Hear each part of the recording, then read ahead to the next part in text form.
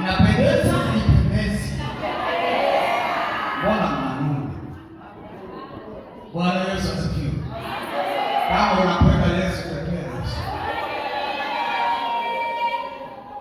Natanguliza kumshukuru Mungu kwa sababu nilikuwa najua nitasimama hapa. Ndio maana sikusimama kushukuru Mungu. Kwa mapenzi ya shetani singesimama hapa kwa hali niliyokuwa nayo usiku, lakini kwa sababu Mungu alitaka nisimame na ningesimama kweli. Bwana Yesu atukuzwe.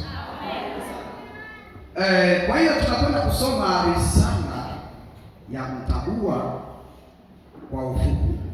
Tufuatane, nitaenda taratibu. The Free Methodist Church in Tanzania, Jimbo la Nyarugusu, Parokia Philadelphia, chumba cha maombezi Siloamu. Hotuba ya kutoa mtabua tarehe 26 mwezi wa kwanza mwaka 2026. Bwana Yesu asifiwe.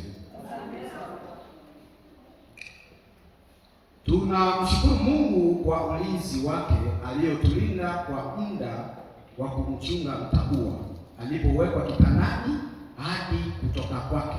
Jina la Bwana libarikiwe. Utakwenda kusoma kitabu cha Zaburi 75 mstari ule wa kwanza. Pointi ya kwanza, jina na familia ya mtabua. Mtabua anajulikana kwa jina la Mariamu Asumani Selemani. Jina la baba ni Peter Masudi. Jina la mama ni Debora Mfaume. Jina la mume ni Asumani Selemani. Ana watoto wanne. Pointi ya pili, muda wa mtabua. Mtabua aliwekwa kitandani tarehe 26 mwezi wa 11 mwaka 2025. Alikuwa amepewa miezi minne. Kulingana na shida za familia yake, aliomba msamaha na Mungu akampunguzia miezi miwili.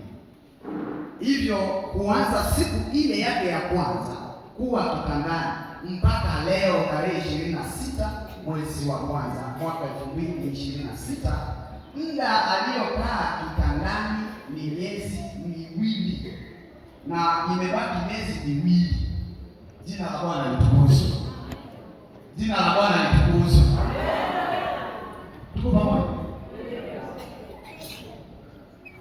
Pointi ya tatu, maisha ya mtabua kiroho.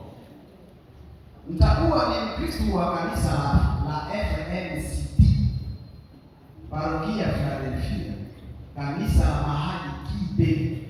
Ni mwombaji wa chumba cha maombezi Siloamu FMD. Amebatizwa kwa maji mengi. Bwana Yesu asifiwe. Pointi ya nne, lengo la mtabua.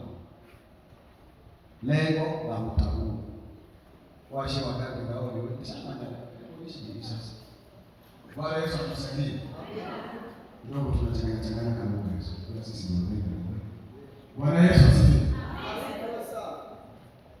Lengo la mtabua kushughulika na matengenezo ya maisha ya kanisa. Utakwenda kusomea nyumbani Petro wa pili sura ya 3 mstari wa 11 unaruka mpaka 14. Unasoma tena Yohana wa kwanza sura ya kwanza mstari ule wa 9. Pointi ya 5, huduma alizozifanya akiwa kitandani: kuombea mahitaji mbalimbali na kuonana na watu mbalimbali kama Mungu alivyomuongoza. Bwana Yesu asifiwe. Bwana Yesu asifiwe. Jauli tena mwaka. Na wewe kushangilia. Unajua kukaa kitandani hapo kuna vita vikali. Siwipigwa magonjwa sasa tungesimama hapa. Pointi ya 6, waliomchunga. Wa kwanza anaitwa Moza Asindi Bita, wa pili Makere Mwami Amangu, wa tatu ni Rhoda Esther. Pointi ya 7, waandishi safi sana uisele na ubone huyo anayeongea. Bwana Yesu asifiwe. Na pointi ya 8 ndio ya mwisho ni shukrani. Shukrani ya kwanza, tunamshukuru Mungu kwa yote aliyotutendea kwa miezi hii miwili. Tulianza salama na kumaliza salama. Jina la Bwana libarikiwe. Bwana Yesu asifiwe. Ni kazi ngumu kuianza na kumaliza. Sio kazi rahisi. Hivyo kuna misukosuko na mlima sana. Pointi ya pili, pia hatutakosa kuwashukuru wachungaji wetu kwa kutuunga mkono kwa muda tuliokuwepo hapa kwa ajili ya huduma hii ya Bwana. Pointi ya tatu ndio mwisho, tunawashukuru pia wakuu wetu wa serikali kwa ulinzi wao, amani na usalama waliotufanyia.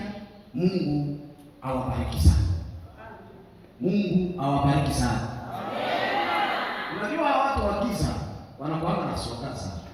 Akisema tuseme watu wanaitikia kabisa. Lakini sisi Bwana Yesu asifiwe. Wawili amen.